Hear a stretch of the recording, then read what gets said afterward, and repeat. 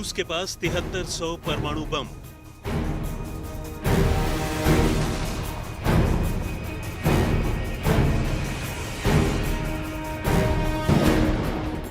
चीन के पास 260 परमाणु बम। नहीं तो परमाणु हमले से दिया जाएगा जवाब।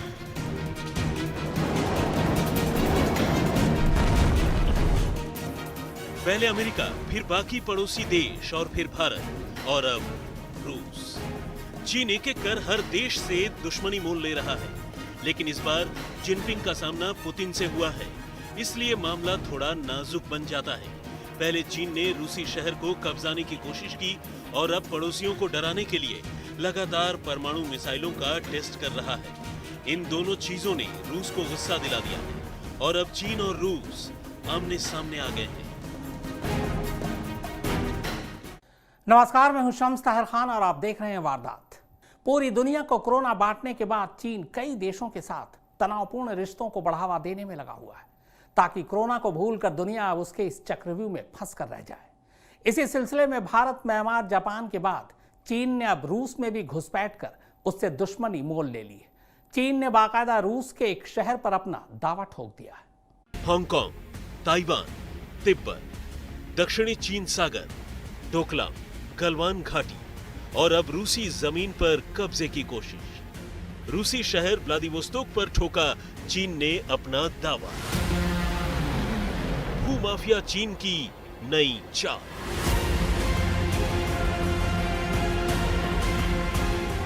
दुनिया के कोरोना मीटर पर रूस चौथे नंबर पर है, यानी कोरोना का जो कहर अमेरिका, ब्राजील और भारत झेल रहे हैं, ठीक वैसा ही कहर रूस के हिस्से भी आया है। मगर बावजूद इसके उसने चीन पर कभी उंगली नहीं उठाई। जानते हैं क्यों? क्योंकि दुश्मन का दुश्मन दोस्त होता है। चीन और रूस का दुश्मन एक ही है, अमेरिका। इसलिए रूस कभी चीन के रास्ते में नहीं आता। हांगकांग का मसला हो, ताइवान का मसला हो, तिब्बत का मसला हो या साउथ चाइना सी का, रूस चीन के खिलाफ उठते हर मुद्दे पर चुप्पी साध लेता है, बशर्ते आंच उस तक ना आ रही हो। मगर ड्रैगन तो ड्रैगन है, मुंह से आग उगलेगा तो उसकी जद में अकेले भारत थोड़ी आएगा, क्योंकि चीन के बगल में अकेले हमारा देश थोड़े ही है। चीन के लिए रूस की इस दरियादिली का नतीजा क्या हुआ? चीन ने रूस की इस दोस्ती का क्या सिला दिया? सिला तो छोड़िए साहब, चीन ने तो रूस की पीठ पर छुरा घोंप दिया है। इस लैंड माफिया ने रूस को भी नहीं बख्शा और उसने रूस के एक शहर व्लादिवोस्तोक पर ही अपना दावा ठोक दिया है। चीन ने अपने सबसे भरोसेमंद साथी रूस को किस तरह धोखा दिया और ये पूरा मामला क्या है, उसे समझने के लिए पहले आपको व्लादिवोस्तोक शहर की लोकेशन को समझना होगा। ये है रूस के सबसे पूर्व में बसा व्लादिवोस्तोक शहर, और व्लादिवोस्तोक नाम इसलिए है क्योंकि इसका मतलब ही होता है पूरब का राजा। प्राइमोर्स्की क्राय सूबे का ये शहर चीन और नॉर्थ कोरिया की सीमा से लगता है, और तो और जापान से इसकी दूरी भी महज 700 किलोमीटर से ज्यादा नहीं है। हालांकि इस शहर से चीन के बॉर्डर की दूरी महज 65 किलोमीटर है। व्लादिवोस्तोक शहर पर चीन ने दावा ठोककर न सिर्फ अपने दोस्त से दगा किया है, बल्कि सोए हुए शेर को भी जगा दिया है। अब सवाल यह है कि आखिर चीन ने अपने इकलौते ताकतवर दोस्त को छेड़ने की हिमाकत क्यों की? क्यों वो व्लादिवोस्तोक शहर का नाम अपनी जुबान पर लाकर अपनी जमी जमाई दोस्ती में दरार लाने की गुस्ताखी कर रहा है? तो सुनिए, प्रशांत महासागर पर व्लादिवोस्तोक शहर किसी सोने की खदान से कम नहीं है। ये न सिर्फ प्रशांत महासागर के रास्ते होने वाले व्यापार की रीढ़ है, बल्कि यहाँ से व्यापार के लिए दुनिया के रास्ते भी खुलते हैं।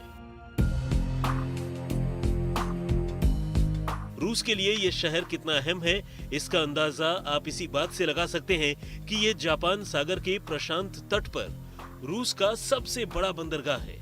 रूस का ज्यादातर व्यापार व्लादिवोस्तोक के रास्ते ही होता है। इतना ही नहीं, यहाँ रूस की नेवी का सबसे बड़ा बेस भी है। रूस के हिस्से में आने वाले उसके तमाम समुद्री क्षेत्रों में व्लादिवोस्तोक ही इकलौती ऐसी जगह है जहां से न सिर्फ व्यापार मुमकिन है, बल्कि उसकी नेवी की एक्सरसाइज के लिए भी यही जगह सबसे मुफीद है, क्योंकि इसके अलावा रूस के बाकी के तकरीबन तमाम समुद्री तट या तो हमेशा बर्फ से ढके रहते हैं या फिर वहां घने जंगलों का जाल ज्यादा है और आबादी न के बराबर है। करीब 6 लाख की आबादी वाला यह शहर स्ट्रेटेजिकली भी रूस की रीढ़ की हड्डी है। बंदरगाह होने की वजह से लोग इसे रूस की आर्थिक राजधानी का दर्जा भी देते हैं।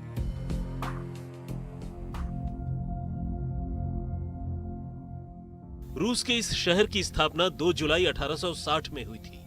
हर साल की तरह इस साल भी रूस में व्लादिवोस्तोक शहर की सालगिरह मनाई गई। खुद दिल्ली में रूसी एम्बेसी ने अपने ट्विटर हैंडल से व्लादिवोस्तोक शहर की 160वीं सालगिरह की बधाई दी थी।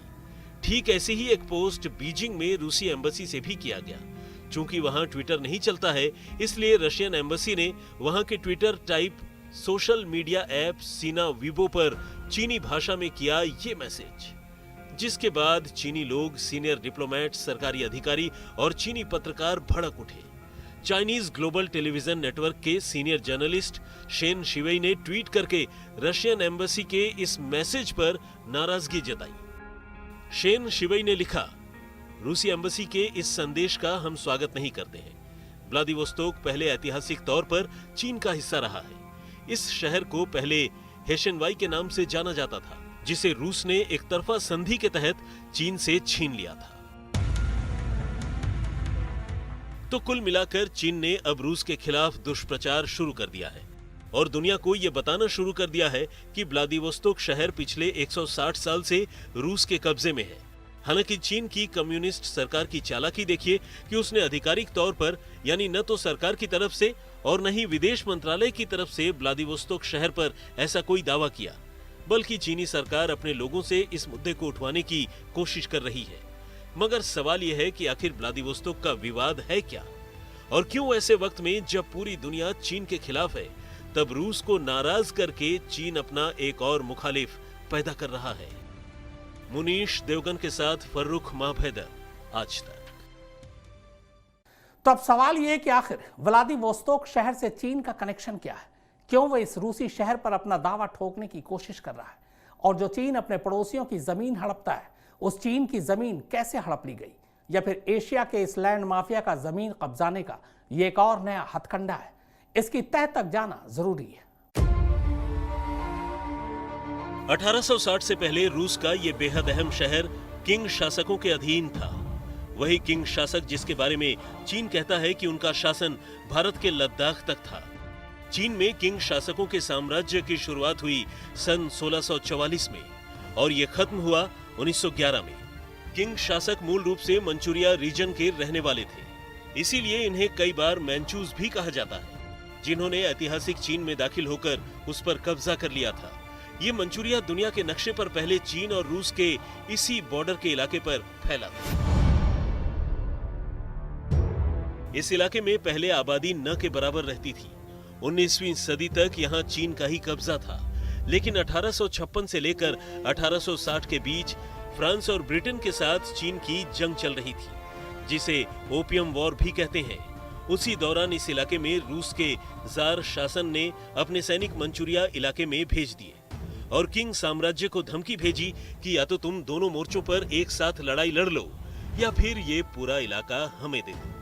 किंग साम्राज्य उस दौर में इतनी हैसियत नहीं रखता था कि वो दो मोर्चों पर जंग लड़ सके, इसलिए उसने ये पूरा इलाका पेकिंग ट्रीटी के तहत रूस को बिना लड़े ही सौंप दिया और इस तरह ज़ारिस्ट साम्राज्य के हिस्से में 6 लाख स्क्वायर किलोमीटर का ये पूरा इलाका आ गया, जिसकी वजह से चीन पहले यहां तक था और वो सिमट कर यहां तक आ गया।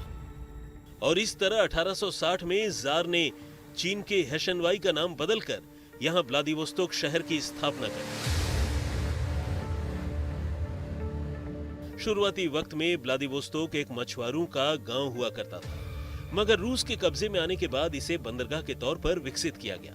यह इलाका क्षेत्रफल के हिसाब से कितना बड़ा है, इसका अंदाजा इसी बात से लगाइए कि अगर भारत के राजस्थान और मध्य प्रदेश को मिला भी दिया जाए तो भी वो इससे छोटे बैठते हैं। इस तरह रूस के हाथ में व्लादिवोस्तोक के तौर पर एक ऐसी मुर्गी लगी जो आज तक उसे सोने के अंडे दे रही है। अकेले इस इलाके में रूस कई तरह के खनिज पदार्थ खोज चुका है, जिसकी कीमतें बहुत ज्यादा हैं। जिनमें बोरॉन, गोल्ड, टंगस्टन, कोयले की खदानें, टिन, जिंक, सिल्वर, लाइमस्टोन शामिल हैं। जाहिर है रूस को हर साल व्लादिवोस्तोक से जो मुनाफा हो रहा है उसे देखकर लैंड माफिया चीन कुढ़ रहा होगा कि काश ये इलाका उसके पास होता। इसलिए 160 साल बाद चीन ने व्लादिवोस्तोक को फिर से हथियाने का षड्यंत्र शुरू कर दिया। मगर जो जगह आज लोगों से गुलजार है वो कभी बियाबान थी। आज भी पूरे प्राइम कोर्स की क्राय सूबे की जो 20 लाख की आबादी है वो रूस की ही बसाई हुई है, जिसमें 6 लाख लोग तो अकेले व्लादिवोस्तोक शहर में ही रहते हैं। इसलिए यहाँ रहने वाले ज्यादातर लोगों का चेहरा मोहरा चीनी लोगों से नहीं मिलता। ये पहला मौका नहीं है जब चीन ने भारत की तरह रूस में भी घुसने की कोशिश की हो, जबकि 1969 में दोनों देशों के बीच साइनो सोवियत वॉर भी हो चुकी है, जिसमें चीन को मुंह की खानी पड़ी थी। और कई सालों की जद्दोजहद के बाद साल 2008 में चीन और रूस के बीच ये पूर्वी बॉर्डर तय कर लिया गया। इसके बाद फिर कभी चीन ने यहां घुसने की हिमाकत नहीं की और बॉर्डर फाइनल करने की बातचीत के दौरान भी चीन ने व्लादिवोस्तोक का जिक्र तक नहीं किया।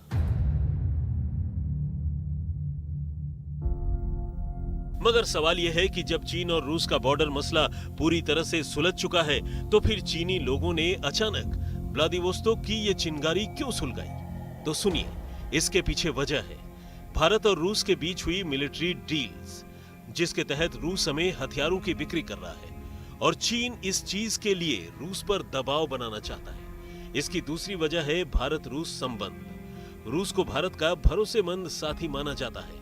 हालांकि चीन के मसले में उसने भी मध्यस्थता करने से मना कर दिया है। बहरहाल रूस भले जाहिर तौर पर इस मसले पर भारत के साथ न खड़ा हो, मगर वो भी नहीं चाहता कि एशिया में चीन बहुत ज्यादा ताकतवर बने, क्योंकि ऐसा होना भविष्य में उसके लिए खतरनाक हो सकता है। कोरोना काल के बाद यकीनन चीन बैकफुट पर है और अकेला रूस है जो उसके साथ खड़ा है। ऐसे में व्लादिवोस्तोक का जिक्र छेड़कर चीन ने अपने पैर पर कुल्हाड़ी मारने जैसी गलती की है।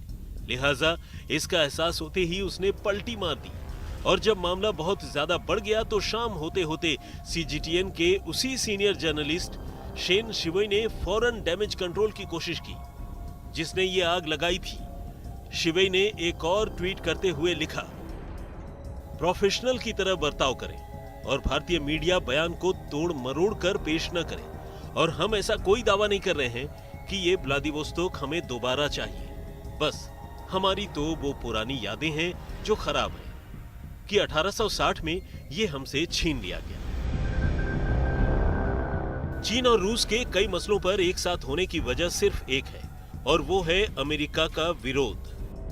अमेरिका से होने वाले अंतर्राष्ट्रीय टकराव में दोनों एक दूसरे को कई मौके पर बचाते रहे हैं और तो और अमेरिका की वजह से दोनों चाहते हुए या न चाहते हुए भी एक दूसरे के करीब हैं। वरना जिनपिंग और व्लादिमीर पुतिन के किरदार में जमीन आसमान का फर्क है। सुप्रतिम बनर्जी के साथ फर्रुख माब हैदर, आज तक।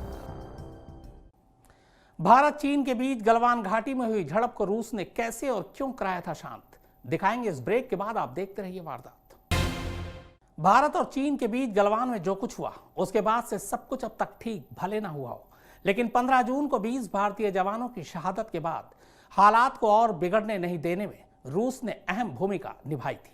रूस खुलकर सामने तो नहीं आया, लेकिन उसकी कोशिश के बाद ही चीन ने भारत के 10 जवानों को छोड़ा था, वरना जंग के हालात पैदा हो सकते थे। भारत और चीन के बीच ये विवाद जितनी जल्द से जल्द हल हो जाए उतना ही रूस के हक में है। इसी वजह से रूस ने पर्दे के पीछे से भारत और चीन के बीच तनाव कम करने की मुहिम शुरू की है। रूसी है जो दोनों देशों को इस तनाव के माहौल में भी बातचीत के टेबल पर लाने में कामयाब रहा।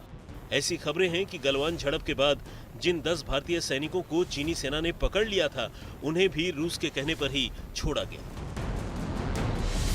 दरअसल हुआ ये कि रूस ने 23 जून को रूस इंडिया चीन यानी RIC के विदेश मंत्रियों की एक मीटिंग रखी थी। रूस चाहता था कि तीनों देशों के बीच होने वाली RIC पटरी से न उतरे, क्योंकि एक तरफ अमेरिका से जंग में उसे चीन का साथ भी चाहिए और दूसरी तरफ वो भारत से होने वाली करोड़ों की हथियार डील भी नहीं खोना चाहता है। मुनीश देवगन के साथ सुप्रतिम बैनर्जी, आज तक। तो वारदात में फिलहाल इतना ही, मगर आज तक पर खबरों का सिलसिला लगातार जारी है। नमस्कार, मैं हूं अंजना ओम कश्यप। हमें उम्मीद है ये वीडियो आपको पसंद आया होगा। लेटेस्ट खबरों के लिए यूं ही देखते रहिए आज तक, और इस वीडियो के पसंद आने पर लाइक, शेयर एंड सब्सक्राइब करना ना भूलें।